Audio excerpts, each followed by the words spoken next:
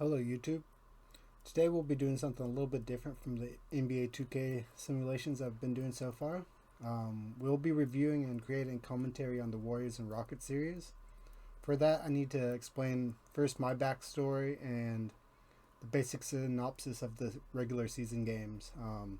Most of them aren't really important due to not having Jimmy Butler until February, but we'll at least go over the last one that they had in late March, early April. I assume everybody watching the series, at least the first two series. So tonight being the third game that just happened, I want to go over everything, schemes, things like that. But before we get into some clips, I want to stress that even though I'm a Warriors fan, I'll be looking at this as non-biased and non-partisan as possible. In today's world, it's really easy to get caught up in the viewpoints of group thinking, especially with the tumultuous nature of politics and even sports, our general world. It is doubly as important to look through a non-biased lens while making videos. It takes critical thinking and questioning oneself's mentality to create a middle ground to skip the bias. So some history of me. I've been a fan of the Warriors dating back before we drafted Steph Curry. I went through a lot of losing seasons. I still remember the We Believe generation. That's really what I fell in love with the Warriors, not just basketball. I used to watch Kings before that with Mike Bibby, Doug Christie, Peja, Chris Webber, Vlade Divac, Bobby Jackson coming off the bench. Also, we used to watch plenty of Kobe and Shaq due to family being from Los Angeles. But things changed when Warriors beat the Mavericks in the first round of the 2007 playoffs. I would have classified myself as a Warriors fan before that due to the close proximity, but when they really became my favorite, and my bias started to grow at that point. I remember years later we traded Monte for Bogut, and being like much of the fans booing and complaining, not seeing the vision. And a lot of us were proven wrong with the emergence of Steph Curry, the defense that Bogut did bring. I realized although sports make you feel hyperbolic, it's important to clamp down on those emotions because it makes you kind of delusional, if not just biased. I'm not surprised the Warriors are disliked as much as they are. Between the bandwagon fans and the simple fact that the team has stopped a lot of great teams in the last 10, 12 years, it makes sense that they're, really disliked. Although you're lying to yourself if there isn't a grudging respect, just like I have with LeBron. And even James Harden, Kawhi's of the world. Great players I may or may not like, but I've always respected their greatness. So I say all that to prevent biased opinions and viewpoints from the viewers. We'll try our best to look at everything as unbiased as possible, create narratives that will apply to the series while still respecting everyone's greatness. First off, I also want to give credit where credit's due. Ime Udoka is a great coach. I understand he's, a bit like Draymond, where you might not like his tactics, but his passion for the game is unmatched, at least from a coaching perspective. I know a lot of fan bases that would hate him if you're opposed, but love him if they're on the team. He truly has a fiery passion and brings it out of his players. For such a young team with insane potential as the Rockets do have, he's maximizing their talent here and the now. That deserves respect. The GM has drafted a bunch of great defensive players, 6'6" to 6'9" players of talent, length, and really created a perfect roster to be able to switch defensively and also have a hard-nosed physical play style that can also hit threes. But let's get into some of the clips and we'll go from there. Next 5 minutes, we're going to go over the last regular season game. The Rockets held Steph Curry to 3 points. It was a defensive masterclass mixed with an off night from Steph Curry, shooting only 1 for 10. Any time he has only 10 shots up, he's either rattled or just not wanting to shoot and trying to facilitate. I think the defense and the lack of calls got to him. But in the long run, as a Warriors fan, I think it ended up being a good thing. Good for his motivation because we haven't really seen an off night from him in this first 3 games of the series. It also gave the Warriors coaching staff and players plenty of film to look over to try and prepare for the Rockets. How they will end up trying to guard him. What actions may work. The majority of the Rockets defense against Steph Curry is doubling off a screen, blitzing him the second he gets past half court. to either turn the ball over or to get the ball out of his hands. So they can face guard him, locking him into place. Saw a lot of Warriors fans complaining about holding Steph Curry, but the fact is you aren't going to get the whistle if you're standing in one place, not trying to fight through the player holding you. Sadly, in the NBA, a lot of times you have to make the officials blow the whistle. Whether that's embellishing the call or straight up flopping, the only way you're going to get a call when a player's holding you is try to run through that contact and make it obvious that it's happening. So a lot of these clips are really great defense from Rockets. As you can see, they're playing great defense in this regular season game. Don't think the Warriors were ready for it. I think they expected more calls, but they also didn't run the right actions. We saw a lot in game one, Jimmy Butler and Steph Curry getting pick and rolls going, and Steph dishing it to Jimmy Butler. And it worked a lot, especially in the second half in game one. The way this Rocket team is constructed is beyond impressive. I foresee maybe some financial issues, same with them and the Thunder. Because of the quality of players they drafted, it'll be hard to re-sign everybody. Teams around the league will want to pay some of these pieces and make this team as great as they are more than they might be able to. But if all goes well and they take some team-friendly contracts, this team's going to be impressive for 10 years. They have probably the most impressive defensive 6-foot guard I've ever seen in Van Fleet, who's a knockdown three-point shooter and with a tight handle. Dylan Brooks, who's always been an amazing perimeter defender, balancing out strength and agility. Despite my personal distaste to him, we'll talk about that later, but I don't really watch Rockets except when they play the Warriors. But it seems to always be a tough contested jump shots that Dylan Brooks hits. He's way better. He's majorly improved from back in the days in Memphis with his shooting. Then the athletic tall players like Amin Thompson, Tari Eason, Jabari Smith, even Jalen Green, who's insanely athletic, even if he's not 6'6" and above. This roster has to be top 5 in defense without knowing the stats. And in the next 3 years, I can easily see them becoming one of the toughest teams. Offensively, they're still inconsistent, mostly because Jalen Green, when he puts an efficient 30 points up, he makes the Rockets very difficult, damn near impossible to beat. It's no surprise that the Rockets lost 2 games, the 2 playoff games he struggled. I'm also amazed by Steven Adams turning back the clock of time. With all his injuries the last few seasons, I expected him to, lose a step. But if anything, he's more agile than in his prime. Seeing him close out to Quentin Post shooting a 3 has been impressive, especially because he's still a unit in the post. Very well could still be the strongest person in the NBA. But let's get into the first game of the series. It was a pretty ugly game from both teams. Started out strong with Sengun posterizing Draymond down low. I think that's where MA got the idea. If we're only going to play Draymond at center, then he's going to run multiple big men. Steven Adams is going to get plenty of play time. Jabari Smith's going to be 6'10", taller than Draymond. Tari Easton is much like Draymond, a hustle 6'6", 6'7", 6'8" range. Those guys will be the strength for him. The size does affect the Warriors, especially with agile size guarding Steph Curry. That length and size can really disrupt what he's trying to do. Although, he's had 10 years of that, so he can still fight through it.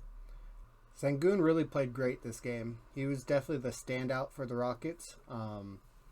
Dylan Brooks and Van Fleet definitely hit some important threes, but as a team, they were rather inefficient. The only real reason they stayed into it was because of hustling and rebounding and defense. They've definitely made Warriors still make mistakes, even though they were more efficient. Brooks was hitting big threes. Jabari hit a few big ones too. Really what they needed to do was hit more shots, and just because of those shots, it put them at a disadvantage. Warriors started to break away in the second quarter after it being close most of the first quarter. Really what got them back into the game once it started to slip, I think at one point we were up by 20, was them playing 2 big men, 2 7-footers in Sengun and Steven Adams, with Jabari at the 3. It really disrupted the Warriors' offense, and it also caused a lot of misses that they had, a lot of missed shots, a lot of missed threes, to end up in offensive rebound. I think they had a wild number of offensive rebounds. We'll see that at the end of the game as we bring up the box score. But currently it's like, what, 17, 20 points with Jimmy hitting a three there. It was a lot of fight to get back in the game for the Rockets. It was a maturity past their years as a young team, mainly due to Ime Udoka instilling confidence into this team, a gritty kind of, a attitude, which definitely helps your confidence. If you're really confident, good things happen a lot of the times. But late third quarter is when they started getting back into the game, which they ended up being able to make it a close one by the end. Game one for Sengun was huge as he hits that insane three-point shot. He was big for the team. It could have easily been a 30-plus point blowout and really demoralizing to the team. But late third quarter is when they started getting back into the game, which they ended up being able to make it a close one by the end. As we see 7 points in the early fourth quarter, right as Steph hits a mean three. This first game, there wasn't many X's and O's, really. There was a lack of hustle on the boards for the Warriors, which they're undersized, so a certain level of positioning and boxing out will always make it so these shorter players can knock at the ball. But as long as they fight for it and knock the ball loose, if it's just secured, they can have a chance against a much taller team. I think it was truly just the heroics of Steph Curry and Jimmy Butler, or else they could have easily lost this game. They could be down, 1-2 at this point.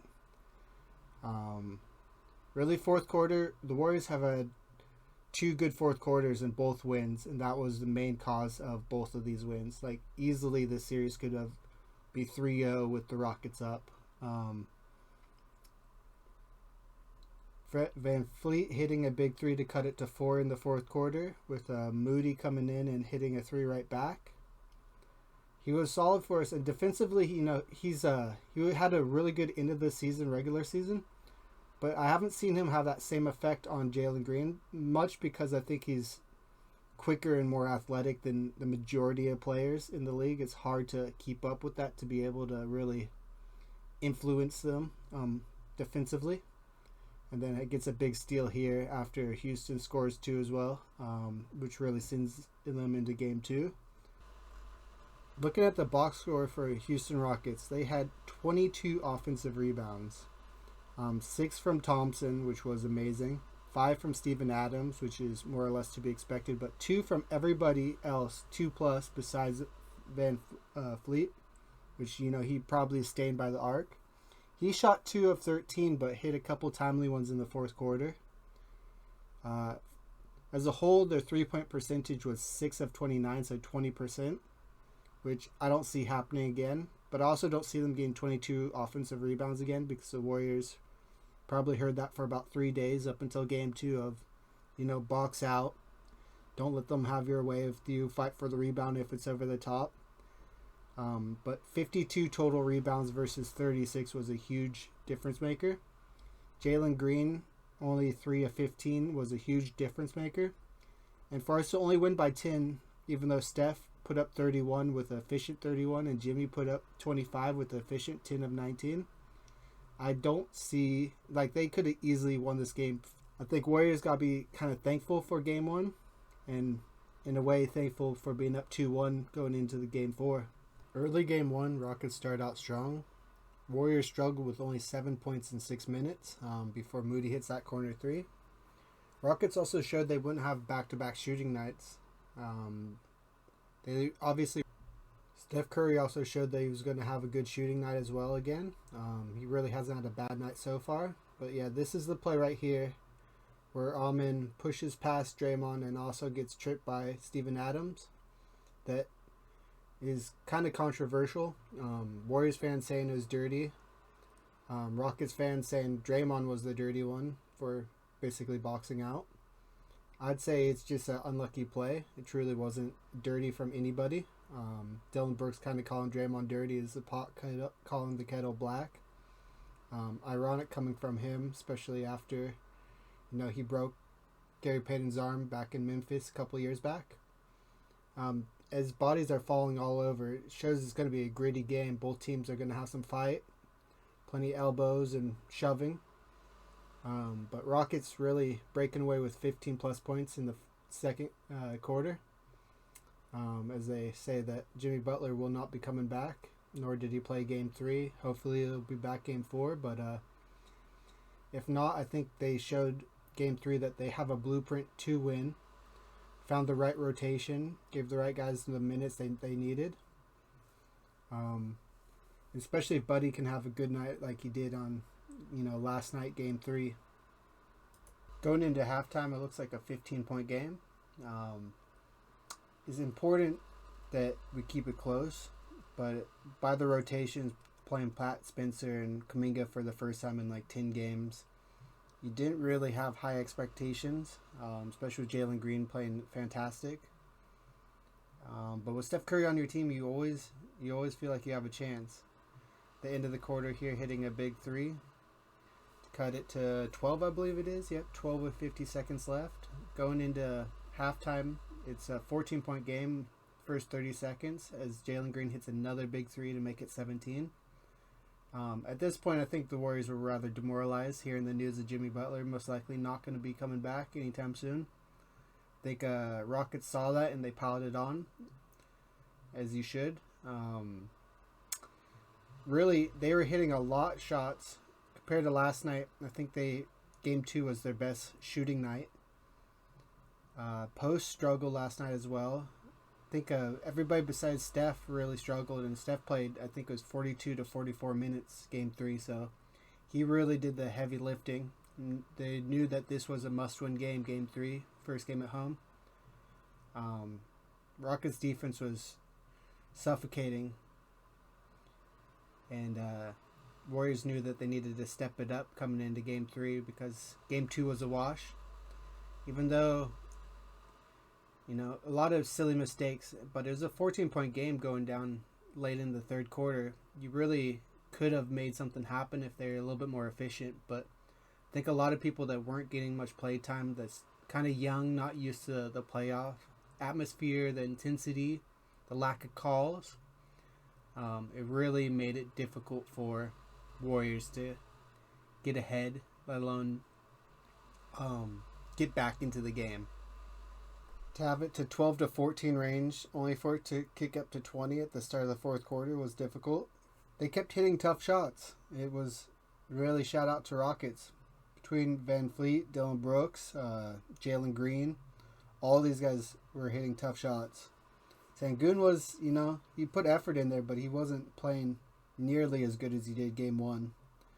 And Game 3 he struggled, although I think he wasn't getting many calls, really. I think they're letting Draymond kind of guard him the way Draymond guards, which is undersized and rough. I wouldn't say it's dirty, although he does have his dirty moments. Defensively, he's got surprising length, so he can really change shots and get to shots that you think are clear. I liked how the Rockets were playing their starters when Warriors folded is to make an example. The mind games in basketball are important. It's needed. But let's check out the box score. With Steph Curry only scoring 20, 6 of 15, 4 and 9 from 3, so he was efficient. 9 assists. Draymond with 3 steals, but 5 turnovers and only 8 points, shooting 2 of 6 from 3. Kuminga coming in and Quinton Post doing something off the bench, but really that 10, 11, and 11 from Pat Spencer, which was a surprise in 12 minutes, wasn't enough. Everybody on Rockets played way better than Game 1. Amen Thompson, 4 of 7, 11 points. Dylan Brooks, 6 of 12, 2 of 5 from 3. Sengun, 17 points, 16 rebounds, and 7 assists. He was facilitating. Jalen Green playing amazing, 13 of 25, 8 of 18 from 3, with 38 points. I just paused the commentary to watch the Lakers and Minnesota game. They were up by 10 in the fourth quarter, and they ended up losing. Sad to see Lakers struggling, even though LeBron made 2.5. The Last one was a foul, but big block, big steal down the end. They ended up losing. But to this game, starts out 9-7 with 6 minutes. Another low-scoring game, seemingly. Houston bringing it on, bringing the energy, bringing the defense as always. They get some easy fast break points. Kuminga's starting. Post is the starting center without Jimmy there. I think Kuminga either got hurt or only played 13 points. He wasn't that great, although he did have some good cutting plays and played better on defense than game 2. Into the first quarter, it is 22 to 18. Second quarter, 24-18. Sengun taking the mismatch on pods. Really, it was important to get something going, and kind of struggled to do that so far in the first quarter. The whole first half we struggled. Really, I thought it was going to be automatic loss, and I was starting to get bummed out without Jimmy there. You know, I watched every game this season, and before the trade we were really bad. It was hard to watch some of these games. You know, so many clutch games with under 5 points under 5 minutes, and that we lost. But once Jimmy got here, we actually started looking like a playoff team. So I was scared we'd fall back into the same old struggles without him. But Steph played 40 plus minutes. I think it was 42, 43, 44. We'll see in the box score. And he was efficient all game long. Had a few turnovers from loose dribbles or just being double teamed and being the smaller defender or smaller player. But going halfway through the second, we're down by 11. I think Steph hit some timely shots to cut it to 5 before halftime. But I'm ahead myself here. Jalen Green struggled, which was a major factor. Like I said, when he plays well, Warriors don't have tons of options. I think Rockets become one of the top 5 teams when Jalen Green plays good, but they drop a bunch when he doesn't. Offensively, it's really Sengun and the Green show. If they both have a good night, I don't see them really losing. They could win out if they really do well. Third quarter, start of the third quarter, it's 52 to 46. Sengun gets a little floater. Don't know if the coaching staff kind of planned this, but they started going to this action in the fourth quarter that really did well. But before that, I think that's the play where either Kuminga got hurt. I don't know if it was a rib or got hit in the balls, or I'm not sure, but he grabbed down below. And he didn't play much after the third quarter. I don't know if that was a coaching decision or if he was actually hurt. Here's another highlight from him. So he may have been a coaching decision and not an injury. But halfway through the third quarter, Post throws a lob to Draymond. Get our first lead since the first quarter. Close game with 4 minutes left. Steph hits a 3, and he really should have been contested better there. Rockets have been doing great guarding him all series, so kind of started slipping in the third quarter. And the fourth quarter, they got maybe too aggressive because they went to one action that we'll see where we produced points almost every single time. Amin Thompson was blitzing down below. He's so fast that he has a good dribble too, secure dribble. But I think Warriors were testing his scoring ability because he's not the best scorer, definitely not a 3-point shooter. But the Rockets kept using this action that got him into the paint, where he would either do a floater before the primary, like Draymond Green or Kevon Looney comes up.